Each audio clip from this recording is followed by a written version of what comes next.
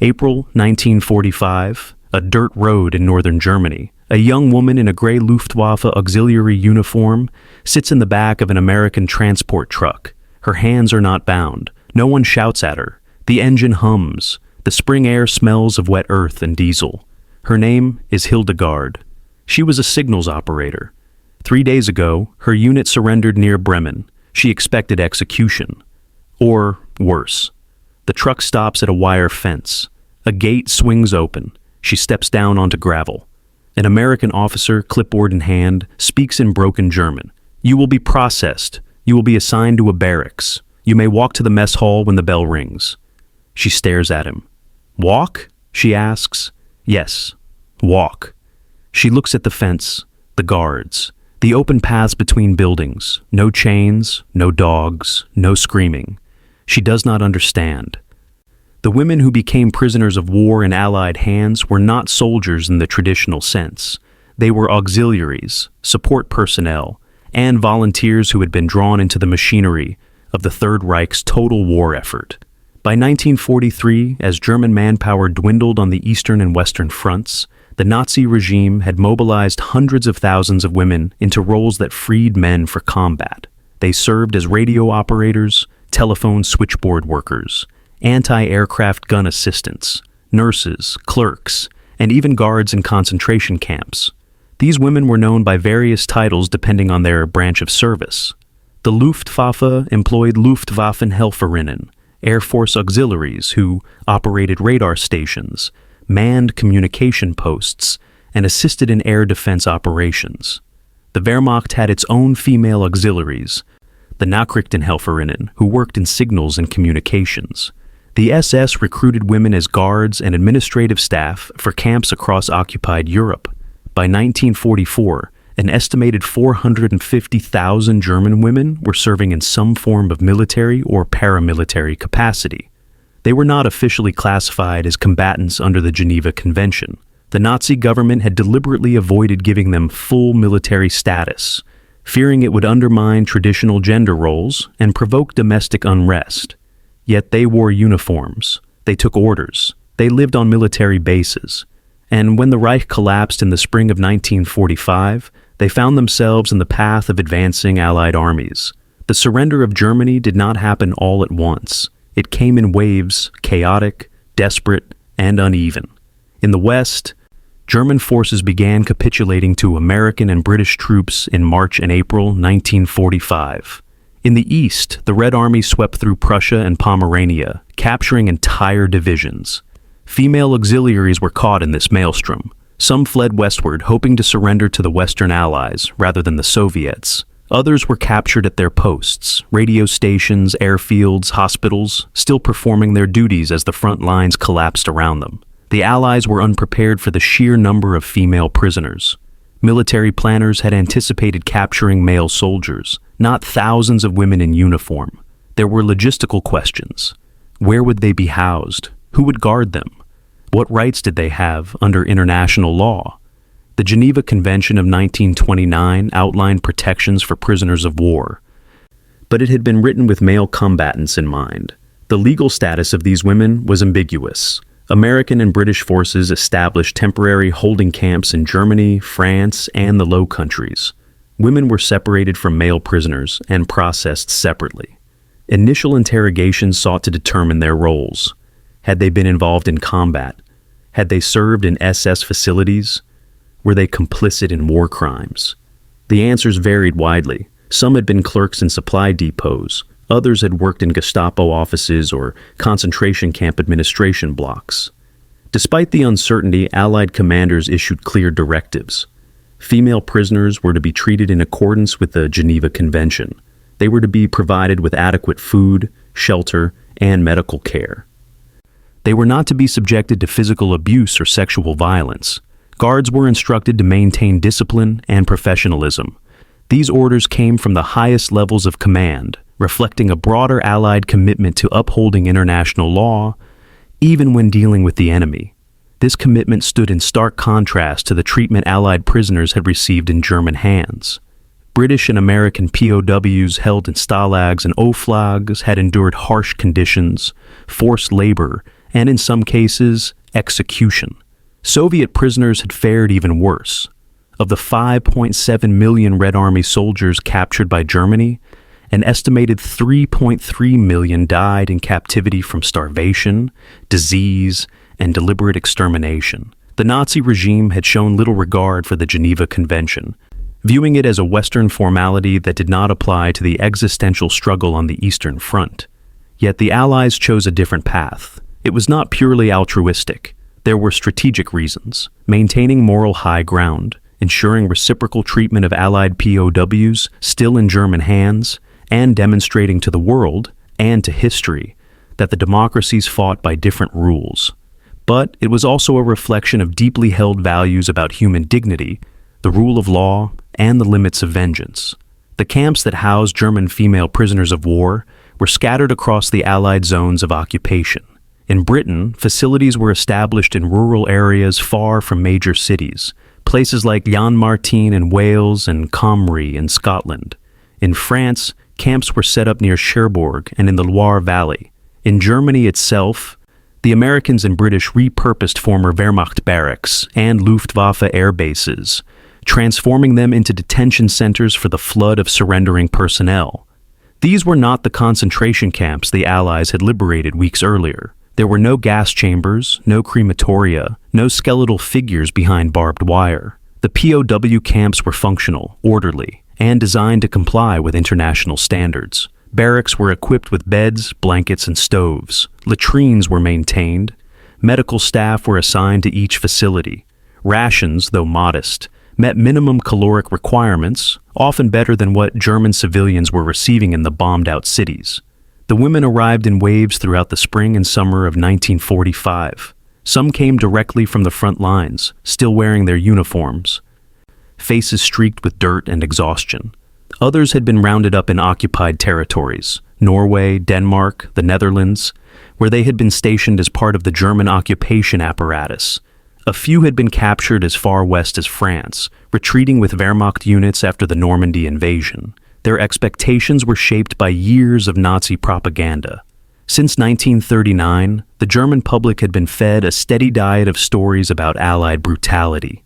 Goebbels' Ministry of Propaganda had portrayed the British as ruthless imperialists and the Americans as gangsters and savages. Soviet forces were depicted as subhuman hordes bent on rape and destruction. German women had been told that capture by the enemy meant certain death, or worse. This fear was not entirely unfounded in the East. The Red Army's advance into Germany had been accompanied by widespread atrocities. Soviet soldiers, many of whom had witnessed the devastation of their homeland and the murder of their families, exacted brutal revenge on German civilians. Rape, looting, and summary executions were common. German women fled westward in terror, clogging the roads with refugees desperate to reach American or British lines. But in the West, the reality was different. The Western Allies had strict codes of conduct. Military police enforced discipline. Soldiers who committed crimes against prisoners or civilians faced court-martial. The contrast was stark, and for many German women, incomprehensible.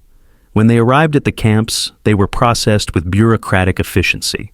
Names were recorded, photographs were taken, personal belongings were cataloged. They were issued identification numbers and assigned to barracks. Medical examinations were conducted to check for disease and malnutrition. Interrogators asked questions about their service, their units, their knowledge of Nazi crimes. The interrogations were thorough, but not brutal. There were no beatings, no torture, no threats of execution. Allied intelligence officers were trained to extract information through patience and psychology, not violence. They were looking for war criminals, SS guards, Gestapo agents, those complicit in atrocities. But the vast majority of female auxiliaries were deemed low-level personnel, guilty of nothing more than serving a criminal regime. Once processed, the women were integrated into the daily routine of camp life. They were assigned work details: cleaning, cooking, laundry, maintenance. These tasks were not punitive. They were part of the Geneva Convention's provisions that prisoners could be required to perform non-military labor. The work gave structure to their days and helped maintain order within the camps. But the most shocking aspect of their captivity was not the work, or the food, or the medical care. It was freedom. Within the confines of the camp, they were allowed to move about without constant supervision. They could walk to the mess hall, visit the infirmary, gather in common areas to talk or read. Guards were present, but they did not hover. There were no roll calls every hour, no arbitrary punishments, no atmosphere of terror. For women who had been raised under a totalitarian regime, where every aspect of life was controlled, monitored, and regimented, this was disorienting. They had been taught that strength came from discipline, that order required brutality, that enemies deserved no mercy. Yet, here they were, enemies of the Allies, being treated with a restraint and humanity that contradicted everything they had been told. The cognitive dissonance was profound, and it was only the beginning. The first days in captivity were marked by confusion and disbelief. German women who had spent years absorbing Nazi propaganda arrived at Allied camps expecting the worst. They had been told that British and American soldiers were barbaric, that prisoners would be starved, beaten, or executed. Some had heard whispers of what was happening in the Soviet zone, stories of mass rape and murder that fueled their terror. Instead, they were given blankets and soup. One account from a Luftwaffe auxiliary captured near Hamburg describes her arrival at a British camp in May 1945. She had not eaten in 2 days. She expected to be interrogated immediately, perhaps tortured. Instead, she was led to a barracks, given a cot, and told to rest. A British nurse checked her for injuries. She was offered tea. She sat on the edge of the bed, holding the cup, unable to process what was happening. "I kept waiting for the cruelty to begin," she later recalled in a post-war interview archived by the Imperial War Museum. "I thought this kindness was a trick, that they were softening us before the real punishment started. It took days before I understood. This was how they treated prisoners." This psychological whiplash was common. The women had been conditioned to view the world through the lens of Nazi ideology, where strength meant domination and weakness invited destruction. The concept of treating an enemy humanely was alien. It challenged the foundational beliefs they had been taught since childhood. Some responded with suspicion. They assumed the Allies were gathering intelligence, using kindness as a manipulation tactic. Others felt shame. If the enemy could treat them well, what did that say about how Germany had treated its prisoners? A few experienced relief so overwhelming it brought them to tears. The emotional responses varied, but the shock was universal. The presence of male guards overseeing female prisoners created a unique set of challenges. Allied military command was acutely aware of the potential for abuse and took steps to mitigate it. In British camps, female officers from the Auxiliary Territorial Service, ATS, were assigned to supervise the day-to-day management of female POWs. In American camps, Women's Army Corps, WACE personnel played similar roles. Male guards were instructed to maintain professional distance. They were not to enter barracks without female personnel present. Physical contact was prohibited except in cases of medical emergency or security threat. Violations were taken seriously. Several American soldiers were court-martialed during 1945 for inappropriate conduct toward female prisoners. Despite these precautions, tension existed. The German women were hyper-aware of their vulnerability. Many had heard stories, real and exaggerated, of sexual violence committed by occupying forces.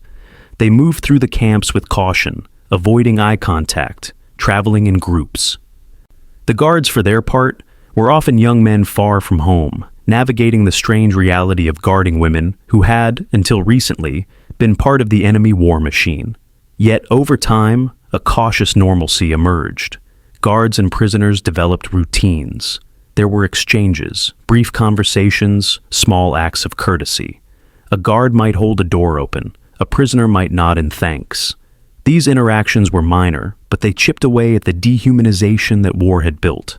Female Allied personnel played a crucial role in bridging this gap. ATS and BWAC officers spoke to the German women in their own language, explained camp rules, mediated disputes. They were authority figures, but also women who understood the particular anxieties of female captivity. Their presence made the camp safer and more stable. For 12 years, The Nazi regime had controlled the flow of information in Germany. Newspapers, radio broadcasts, films, and public speeches all reinforced a singular narrative. Germany was surrounded by enemies who sought its destruction. The Allies were portrayed as morally bankrupt, driven by greed and hatred. Jews, communists, and democracies were lumped together as existential threats to the German people. This propaganda had been relentless and effective.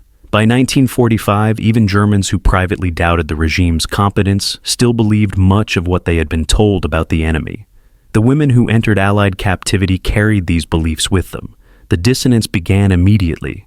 They had been told the Allies would starve them, but they received rations. They had been told they would be worked to death, but labor assignments were reasonable and regulated. They had been told they would be raped, but strict discipline protected them. Some clung to their beliefs, rationalizing the discrepancies. Perhaps this camp was an exception. Perhaps the real horrors would come later. Perhaps the Allies were treating them well, only because the war was over, and they wanted to appear civilized for the cameras. But as weeks turned into months, the gap between propaganda and reality became impossible to ignore. Letters from home described the devastation of Germany. Cities in ruins, food shortages, millions displaced. Meanwhile, in the camps, life was stable. There was food, there was shelter, there was order. The realization was slow and painful. Everything they had been told was a lie. The regime they had served had deceived them. The enemy they had feared was more humane than their own government had ever been. This was not a sudden epiphany. It was a gradual erosion of certainty, a quiet collapse of the worldview that had defined their lives. And it left many of them adrift, searching for new anchors in a world that no longer made sense. Life in the POW camps settled into a rhythm that was both mundane and surreal. The women woke to morning roll call, attended work assignments, ate meals in communal mess halls, and returned to their barracks in the evening. It was structured, predictable, and, compared to the chaos of the collapsing Reich, remarkably stable. Work assignments varied, depending on the camp and the needs of the Allied administration. Some women worked in camp kitchens, preparing meals for hundreds of prisoners. Others were assigned to laundry facilities, washing uniforms and linens. Maintenance crews repaired buildings, tended gardens, and kept the grounds clean. A few with clerical skills were employed in administrative offices, filing paperwork under Allied supervision. The work was not grueling. Hours were regulated, typically 8 hours per day with breaks. There were no quotas designed to exhaust prisoners, no punishments for failing to meet impossible standards. The Geneva Convention prohibited forced labor on military projects, so the tasks were limited to camp maintenance and self-sufficiency operations. Beyond work, the camps offered unexpected opportunities for recreation and education.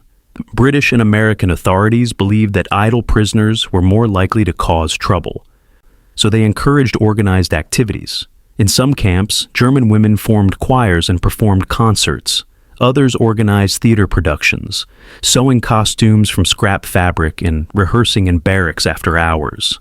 Educational programs were introduced as part of the denazification effort. Allied personnel conducted classes on democratic governance, human rights, and the true history of the war. These sessions were mandatory and often met with resistance. Many prisoners sat in stony silence, refusing to engage. Others argued, insisting that the information being presented was Allied propaganda. But some listened, some began to question, and some, slowly, began to change. Libraries were established in larger camps, stocked with books in German, novels, histories, newspapers from neutral countries. Reading material was carefully selected to exclude Nazi literature, but include works that had been banned under the regime.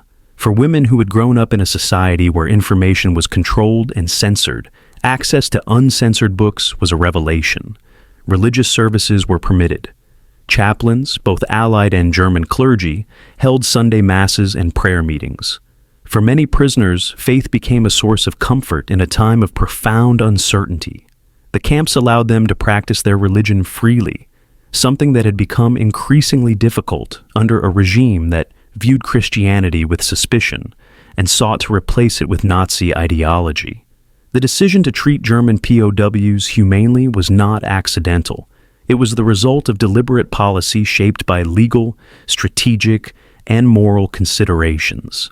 Legally, the Allies were bound by the Geneva Convention of 1929, which outlined the rights and protections afforded to prisoners of war. The United States, Britain, and other Allied nations had signed and ratified the treaty.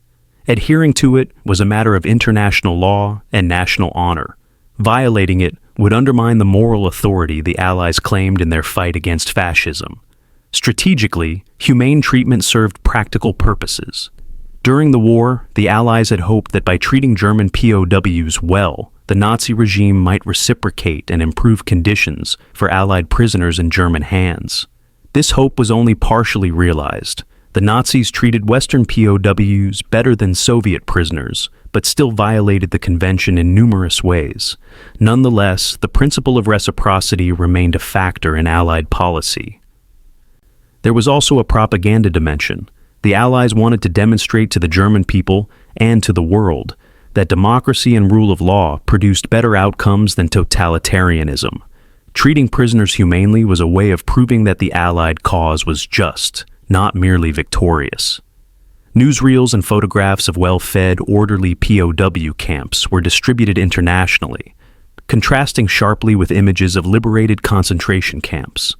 But beyond law and strategy, there was a moral conviction among many Allied leaders and soldiers that even enemies deserved basic human dignity. This belief was rooted in Enlightenment principles, Christian ethics, and a rejection of the dehumanization that had characterized Nazi ideology.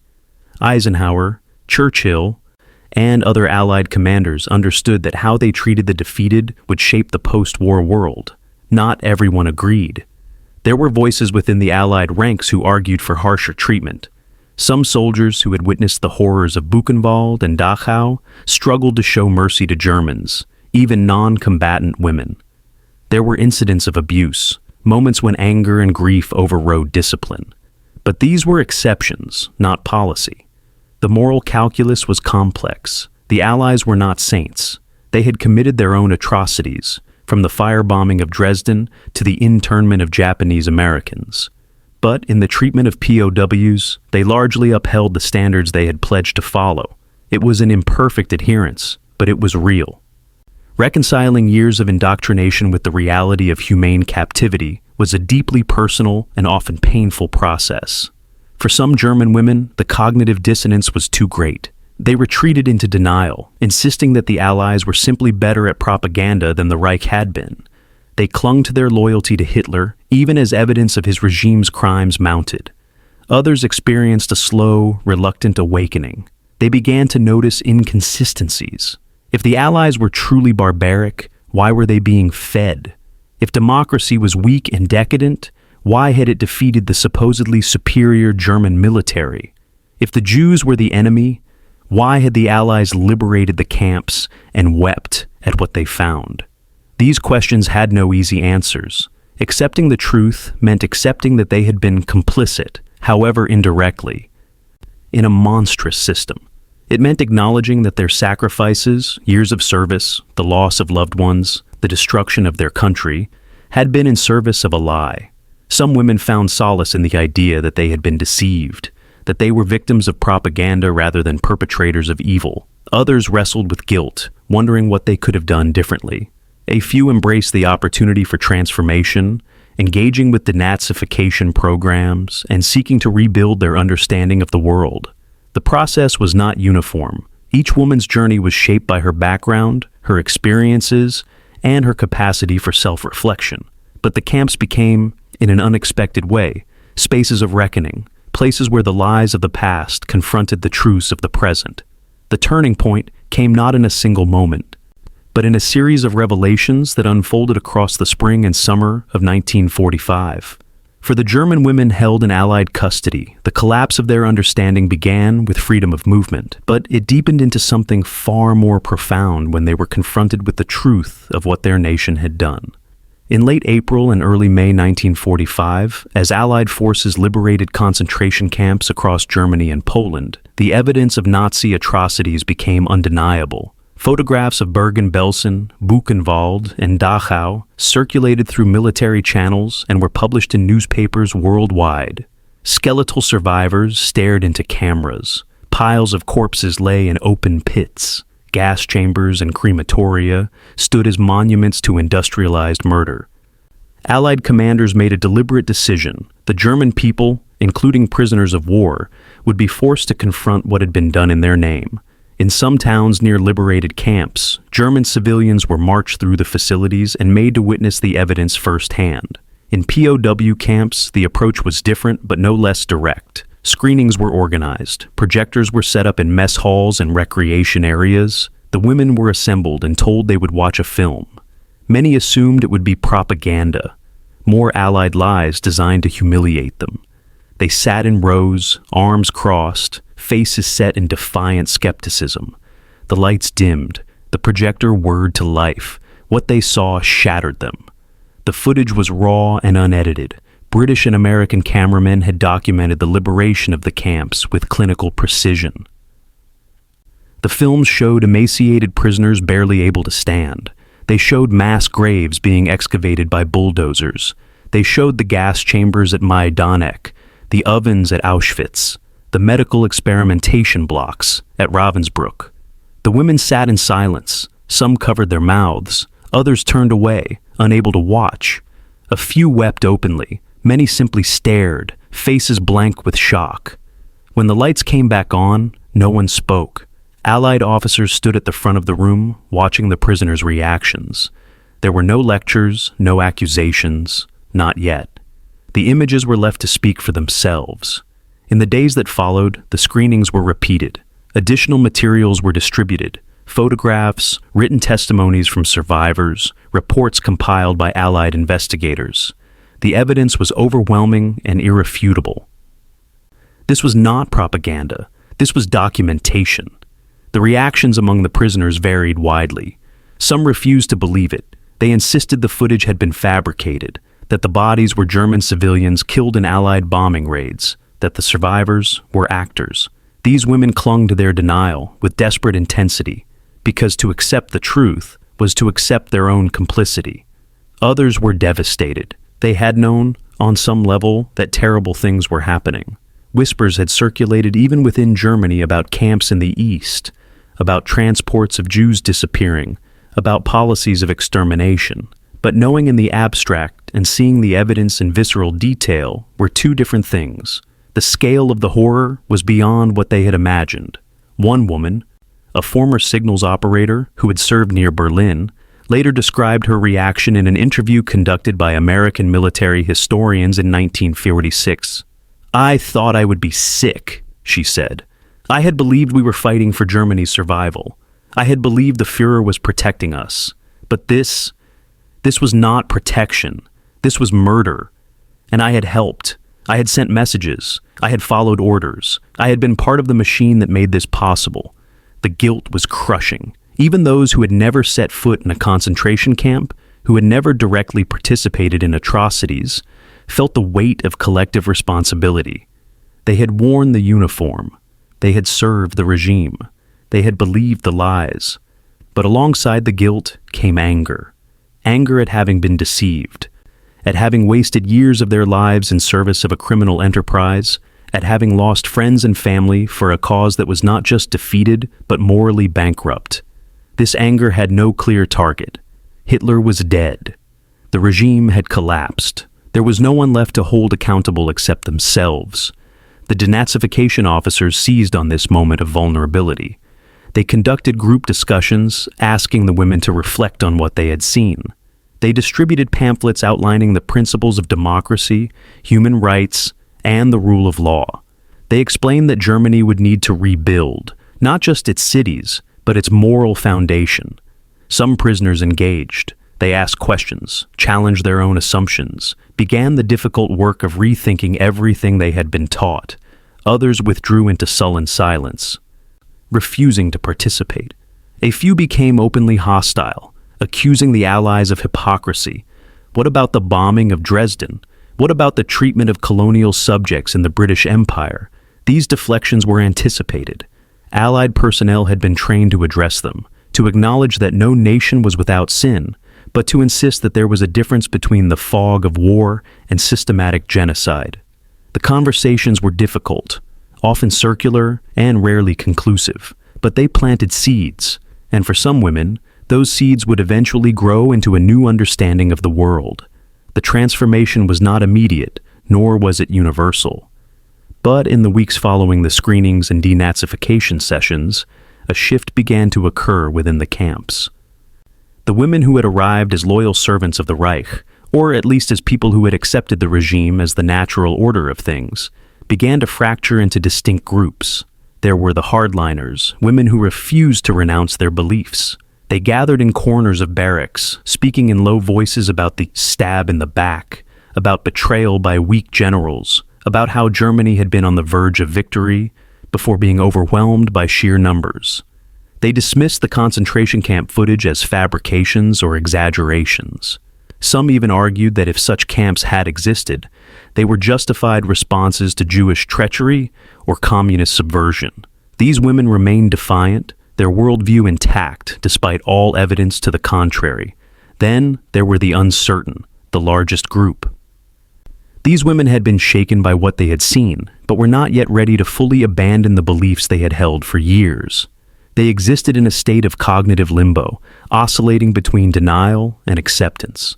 They asked questions, but often in ways that sought reassurance rather than truth. Surely not all the camps were like that. Surely some of the prisoners were criminals. They were searching for a way to reconcile their past with the present, to find a version of events that allowed them to live with themselves. And then there were those who broke, women who accepted the full weight of what had been revealed, who allowed themselves to feel the horror and the shame. These were often the youngest prisoners, women who had been teenagers when the war began, who had joined auxiliary units out of patriotic duty or social pressure rather than ideological fervor. For them, the disillusionment was profound but also liberating. They had not yet hardened into the certainties of adulthood. They could still change. One such woman was Erika, a 22-year-old former Luftwaffe radio operator captured near Kiel. In a letter she wrote to her mother in July 1945, a letter that was intercepted and copied by Allied censors before being forwarded, she described her experience. "Mutti, I do not know how to tell you this. I have seen things I cannot unsee. The British showed us films from the camps. I wanted to believe it was lies, but I cannot. The faces of those people, they were real. Their suffering was real. I keep thinking about all the times we heard rumors, all the times we chose not to ask questions. We told ourselves we were doing our duty, that we were protecting the fatherland. But what were we protecting? What did we help build? I am so ashamed." Letters like Erika's were common. Allied censors reviewed thousands of pieces of correspondence from POW camps, and a recurring theme emerged: confusion, shame, and a desperate need to make sense of what had happened. Some women wrote to family members asking if they had known about the camps. Others wrote to friends, trying to process their emotions. A few wrote to no one in particular, journal entries that would later be archived as historical documents. The role of female Allied personnel became crucial during this period of psychological upheaval. Women from the ATS and WAC served not just as guards and administrators, but as informal counselors. They spoke with prisoners who were struggling, listened to their questions, and provided a human connection that male officers could not. Lieutenant Margaret Thornton, a British ATS officer stationed at a camp in northern Germany, kept a diary throughout her service. In an entry from June 1945, she wrote, "Today I spoke with a German girl, no more than 19. She cried for an hour. She said she had believed in the Führer, believed Germany was fighting for survival. Now she feels her entire youth was stolen from her, wasted on a lie. I did not know what to say. How do you comfort someone whose entire world has collapsed?" I told her that recognizing the truth was the first step toward building something better. I hope I was right. These one-on-one interactions, repeated across dozens of camps and thousands of prisoners, became the real engine of denazification. The films and lectures provided the facts, but it was the human conversations, the moments of vulnerability and connection, that allowed those facts to penetrate the armor of ideology. Not all Allied personnel were sympathetic. Some viewed the German women with contempt, seeing them as complicit in atrocities regardless of their individual actions. There were instances of harsh treatment, of guards who refused to show mercy or understanding. But official policy discouraged such behavior, and most personnel adhered to the standards they had been trained to uphold. By midsummer 1945, the camps had become strange liminal spaces, neither prisons nor sanctuaries, but places of reckoning. The women held there were no longer quite enemies, but not yet allies, or even neutral parties. They were people in transition, caught between a past they could no longer defend and a future they could not yet imagine. The freedom to walk within the camp, the simple act that had shocked them upon arrival, had become symbolic of a larger freedom. The freedom to think, to question, to choose a different path. Some would take that freedom and use it to rebuild their lives and their understanding of the world. Others would reject it, clinging to the certainties of the past. But the moment of choice had arrived, and nothing would ever be the same. The war in Europe ended on May 8, 1945. But for the German women held in Allied POW camps, captivity continued for months, and in some cases, years. The process of repatriation was slow, complicated by the sheer scale of displacement across Europe and the need to screen prisoners for war crimes before releasing them. By the summer of 1945, Allied authorities had captured and processed over 11 million German military personnel and auxiliaries. The logistics of housing, feeding, and eventually returning this massive population to a devastated Germany were staggering. Priority was given to releasing those deemed least dangerous: older men, the wounded, and non-combatant personnel. Female auxiliaries fell into this latter category, but even so, the wheels of bureaucracy turned slowly. Screening procedures were rigorous. Each prisoner underwent multiple interrogations designed to determine their level of involvement in Nazi crimes. Had they served in SS facilities? Had they worked in concentration camps? Had they participated in or witnessed atrocities? Those found to have been complicit in war crimes were separated and held for further investigation and potential prosecution. The vast majority of female auxiliaries were cleared. They had been clerks, radio operators, nurses, support personnel far removed from the machinery of genocide. But even those who were cleared could not simply be released. Germany in 1945 was a wasteland. Cities lay in ruins. Infrastructure had collapsed. Millions of refugees clogged the roads. The Allied occupation zones were struggling to provide basic services to the existing population. Adding millions of returning POWs to that chaos would have been catastrophic. So the women waited. Summer turned to autumn. Autumn turned to winter. In the camps, life continued in its strange, suspended rhythm. Work details, meals, educational programs. The women existed in a state of limbo, neither free nor truly imprisoned, caught between a past that had been destroyed and a future that remained uncertain. Letters from home painted a grim picture. Families wrote of hunger, of living in bombed-out buildings, of the black market and the desperate scramble for survival. Some women received news that their homes no longer existed. Entire neighborhoods had been reduced to rubble by Allied bombing campaigns. Others learned that family members were missing, lost in the chaos of the war's final months, or held in Soviet captivity in the East. The contrast between conditions in the camps and conditions in Germany was stark. In the camps, there was food, shelter, and safety. In Germany, there was starvation, homelessness, and violence. Some prisoners began to dread their eventual release, knowing they would be returning to a country that no longer resembled the one they had left. Repatriation began in earnest in late 1945 and continued through 1946. Women were transported in groups, loaded onto trucks or trains, and driven to designated release points in the British, American, or French occupation zones. They were given discharge papers, a small amount of money, and directions to the nearest displaced persons registration center. The journey home was often arduous. Roads were damaged, bridges were destroyed, trains ran on irregular schedules. Women traveled on foot, hitching rides when they could, sleeping in barns or abandoned buildings. They moved through a landscape of devastation. Cities reduced to skeletal ruins, fields pocked with craters. Forests stripped bare by artillery fire. When they finally reached their destinations, many found that home no longer existed in any meaningful sense. Apartments had been requisitioned by occupation forces. Family members had fled or died. Communities had been scattered. The Germany they returned to was unrecognizable, not just physically, but socially and psychologically. The women who had been treated humanely by the Allies now faced a different kind of hardship. They were returning to a society in collective trauma, a nation grappling with defeat, guilt, and the overwhelming task of survival, and they carried with them a secret burden: the knowledge that the enemy had shown them more mercy than their own government ever had. The psychological burden of having been treated well by the enemy was profound and isolating. In post-war Germany, there was little space for nuance or complexity.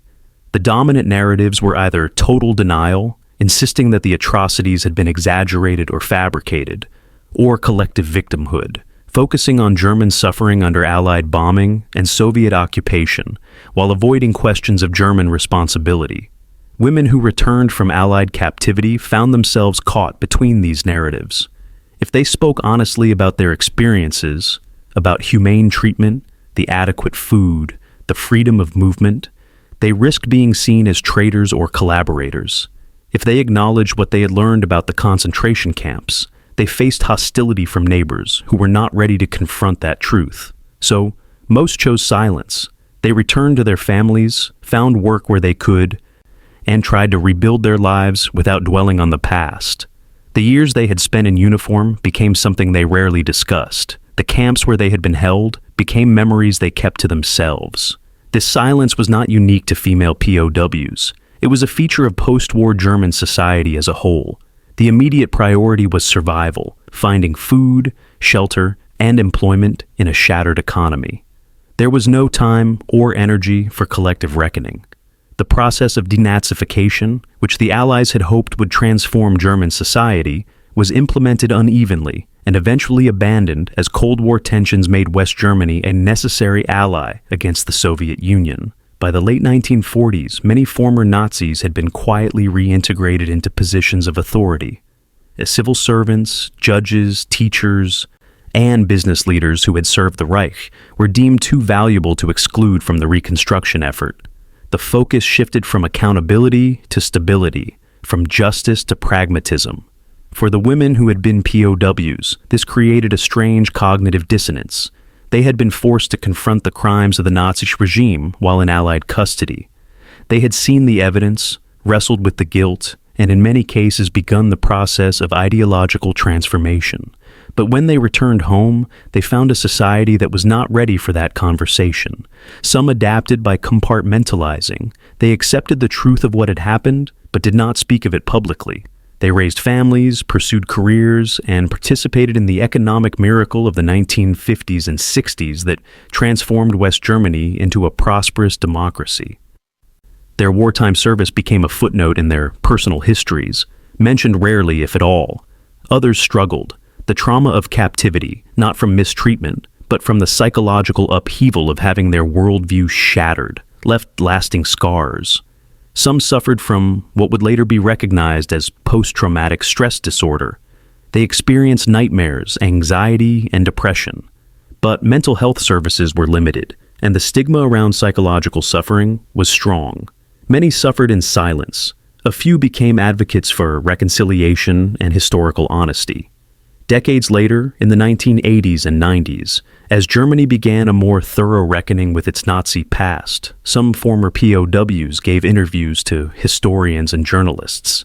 They spoke about their experiences in Allied camps, about the shock of humane treatment, about the denazification process and how it had changed them.